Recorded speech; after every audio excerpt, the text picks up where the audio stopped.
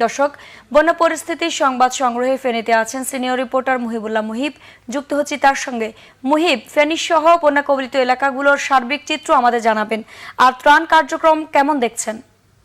আইরিন, আসলে ফেনী সদরে কিছুটা পানি নামলেও এখন পর্যন্ত কিন্তু বেশিরভাগ বাড়ির নিচতলা কিন্তু পানির নিচে নিমজ্জিতই রয়েছে। অর্থাৎ নিচতলায় যারা বসবাস করেন অথবা একতলা বিল্ডিং যাদের রয়েছে, টিন শেড বিল্ডিং যাদের রয়েছে, তারা কিন্তু ঘরে ফিরতে পারেননি। ঘরে ফেরার কোনো উপযোগিতা এখন পর্যন্ত তৈরি হয়নি।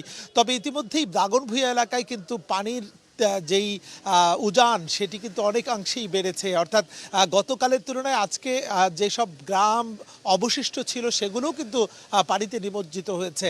সবচেয়ে দুর্ভোগে পড়েছে এখানে নারী এবং শিশুরা, এবং শিশুদের মধ্যে ইতিমধ্যেই কিন্তু নানা ধরনের অসুখ বিসুখ দেখা দিয়েছে, যেহেতু তাদের ঠিকমতো সুপেয় পানি দেওয়া যাচ্ছে না এবং স্বাভাবিক যে খাবার সেগুলোরও সংকট রয়েছে।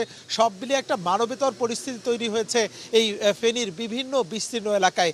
এবং আপনাকে যদি জানাতে চাই যে ত্রাণ সামগ্রী যদিও পর্যাপ্ত পরিমাণে আসছে, কিন্তু দুর্গম এলাকা হওয়ার কারণে কিন্তু সেই দুর্গম এলাকাগুলোতে দাগনভূঞা সহ বিশেষ করে ফেনীর যে 6টি উপজেলা রয়েছে সেই 6 উপজেলায় কিন্তু সেই ত্রাণ পৌঁছে দেওয়াটা অত্যন্ত দুরূহ কাজ হয়ে পড়েছে। কারণ সেখানে যোগাযোগের কোনো সিস্টেম নেই।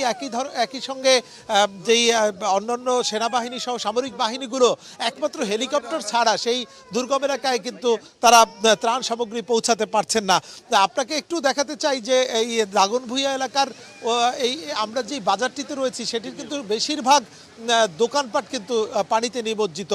কিছু কিছু ত্রাণ যেগুলো আসছে সেটিও অপর্যাপ্ত, সেগুলো গ্রামে বা দুর্গম এলাকায় নিয়ে যাওয়ার আপ্রাণ চেষ্টা চলছে। এখানকার মানুষ এখনও আশ্রয়কেন্দ্রে রয়েছে।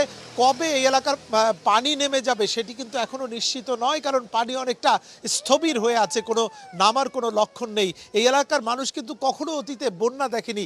এবারের বন্যা তাদের জীবনের সর্বস্ব সব কিছু কিন্তু নিয়ে গেছে। বিশেষ করে তাদের আসবাবপত্র, গবাদি পশু কোনো কিছুই কিন্তু তারা সংরক্ষণ করতে পারেননি, যে কারণে এই বন্যা চলে যাওয়ার পরে তারা আবার নতুন করে কিভাবে তাদের জীবন সাজাবেন সেটি কিন্তু এখন বড় প্রশ্ন। তো এই ছিল আইরিন আমার কাছে ফেনীর দাগনভূঞা এলাকায় বন্যার সার্বিক পরিস্থিতির তথ্য। ধন্যবাদ মুহিব। বন্যা পরিস্থিতির খবর জানাচ্ছিলেন সহকর্মী মুহিবুল্লাহ মুহিব।